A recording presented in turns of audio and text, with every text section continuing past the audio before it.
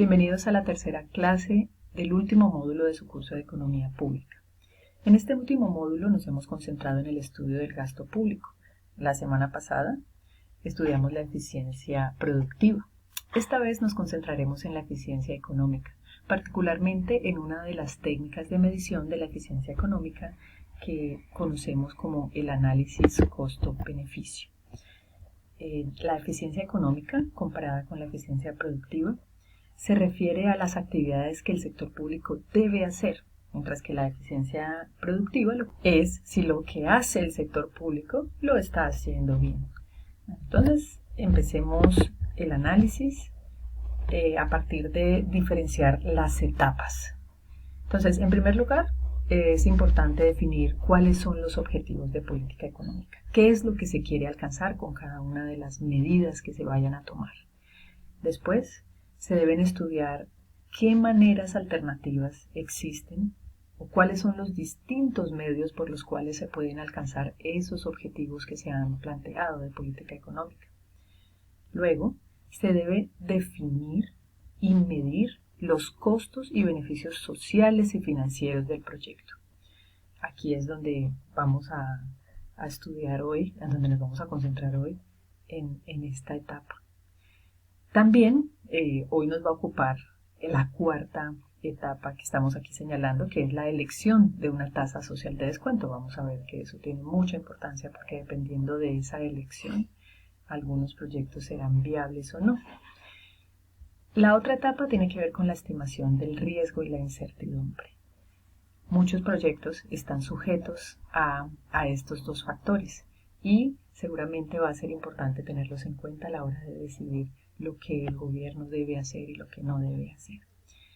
También es importante el análisis de los efectos distributivos, porque distintos proyectos afectan de manera distinta a diferentes sectores de la población. Y dependiendo de lo que deseemos en materia redistributiva, pues asimismo vamos a escoger uno u otro proyecto. Finalmente, la última etapa es la presentación de los análisis y también de la regla de decisión que se ha empleado ante quienes van a ejecutar el proyecto.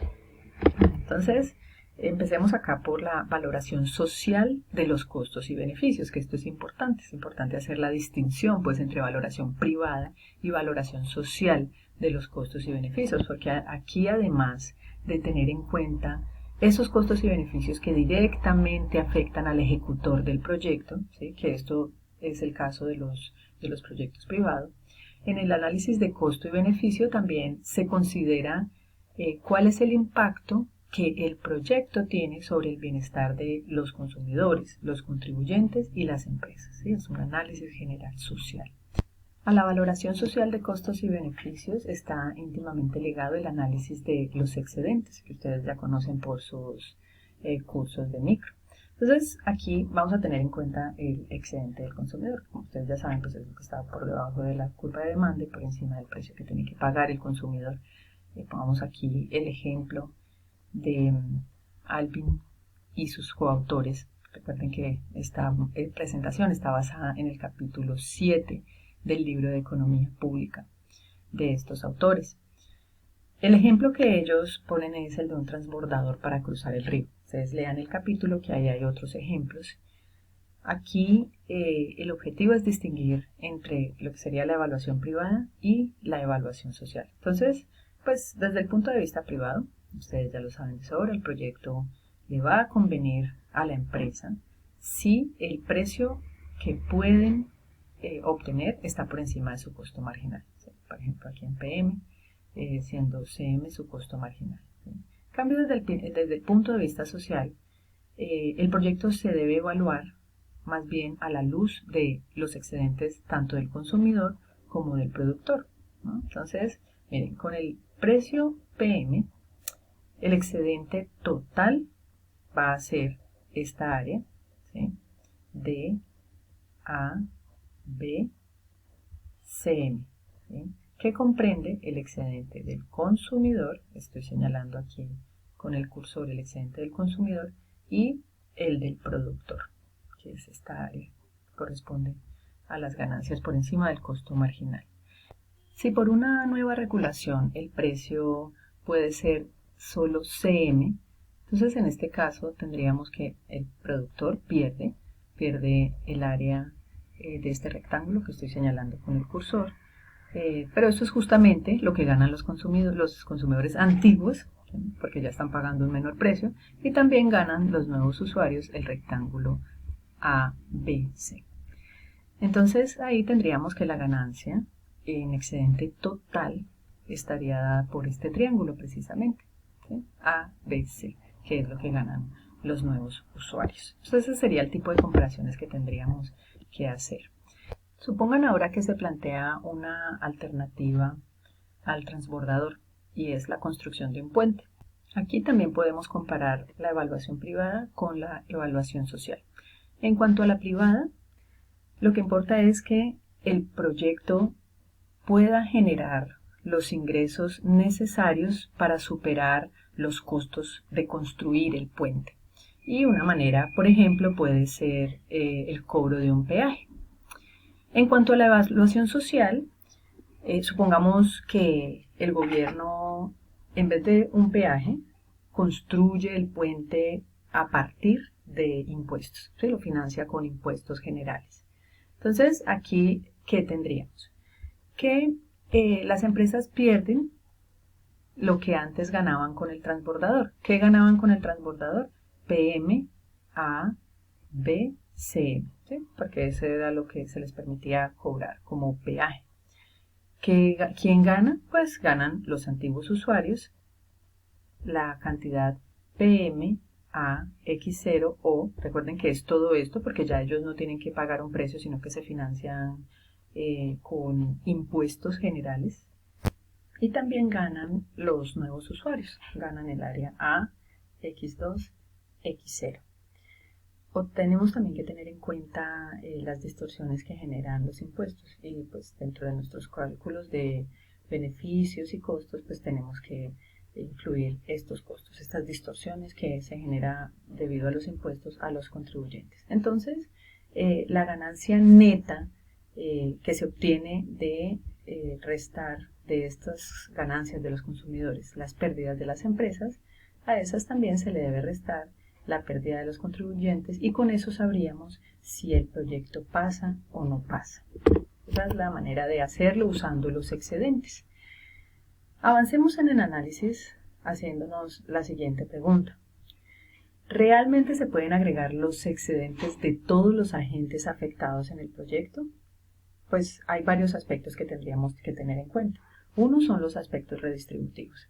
Es posible que no podamos decir que las ganancias de quienes ganan sean comparables, digamos en términos absolutos, a las pérdidas de quienes pierden. ¿Sí? O sea, en ocasiones las pérdidas de quienes pierden representan la vida misma, ¿sí? La salud de sus hijos. Entonces ahí hay una gran diferencia. A esos aspectos redistributivos hay que tenerlo en cuenta. Si los que ganan son pues Sarmiento, los grandes potentados, y los que pierden son las comunidades indígenas, los más desfavorecidos de la sociedad, pues ahí no sería, digamos, no podríamos equiparar en términos de valor absoluto las ganancias y las pérdidas. Otro aspecto que se puede tener en cuenta es esto que estudiamos en política económica, el criterio de compensación de Kaldor y Hicks, que recuerden que tiene en cuenta que un proyecto pues es deseable, puede pasar, si quienes pierden pueden más que compensar, hipotéticamente obviamente, a quienes pierden. Este es un criterio básicamente de eficiencia. Esa compensación no necesariamente se tiene que dar, pero debería poder darse. Este criterio podría no ser aceptable desde el punto de vista ético, así que otras consideraciones se podrían tener en cuenta, como hacer una suma ponderada de los excedentes, asignando distintos pesos a distintos grupos de la población con criterios redistributivos. Vamos ahora a la enumeración de los costos y beneficios de un proyecto. Vamos a poner varios ejemplos. Los autores del capítulo que ustedes deben leer ponen el de la sustitución de un tramo de carretera por el de una autopista. Aquí es importante tener en cuenta que cada vez que se van a enlistar los costos y beneficios de un proyecto, se debe hacer la distinción entre costos externos pecuniarios y costos externos tecnológicos. Los que se deben incluir dentro del análisis de costos y beneficios son los costos externos tecnológicos. Estos son los que afectan el nivel o las posibilidades físicas de producción que otros productores obtienen de una cantidad dada de factores de producción o afectan el nivel de satisfacción que otros consumidores pueden obtener de una cantidad dada de recursos. En cambio, los efectos externos pecuniarios no hacen esto, sino que estos efectos actúan solamente a través de los precios, ¿sí? A través de los precios de los productos y de los factores. Entonces, estos efectos externos pecuniarios estarían implícitos en otros costos y beneficios, así que contabilizarlos sería hacer doble contabilización. Entonces, fíjense aquí en el ejemplo, lo que irían en los costos, lo que irían en los beneficios. Algunos de estos costos son tangibles, otros son intangibles. Entonces, si los costos son intangibles, como el ruido o la pérdida de tiempo por accidentes, entonces los precios se deben crear. Y bueno, de eso también vamos a hablar ahora. Continuemos con la evaluación de los costos y beneficios. Entonces, aquí hay que hacer la distinción entre los costos y los beneficios para los cuales existe mercado y para los cuales no existe mercado. Entonces, si existe mercado, los precios de mercado se pueden usar como una base, pero no se pueden usar para la evaluación social sin ajustes, porque la existencia de imperfecciones en el mercado, la existencia de distorsiones por impuestos, todo eso hace que el precio de mercado no refleje exactamente el costo social o el beneficio social de un proyecto. Entonces se deben usar los llamados precios sombra. Estos precios sombra lo que hacen es cuantificar el precio, el coste o el beneficio de un proyecto, reflejando la valoración social, no privada, de esos recursos. Y cuando pues no existe mercado, entonces ya no tenemos ni siquiera los precios de mercado como base, es necesario crearlos, ¿sí? Y también aquí pues los precios sombra son fundamentales, se debe tener en cuenta cuestiones como decisiones políticas, incluso análisis coste-eficacia. Pero entonces, ¿cómo calculamos los precios sombra? Aquí vamos a estudiar 4 casos. El caso de los impuestos indirectos, teniendo en cuenta la existencia de monopolio, la existencia de desempleo y considerando el verdadero costo de los fondos públicos. Esta parte la vamos a empezar a estudiar en el siguiente video.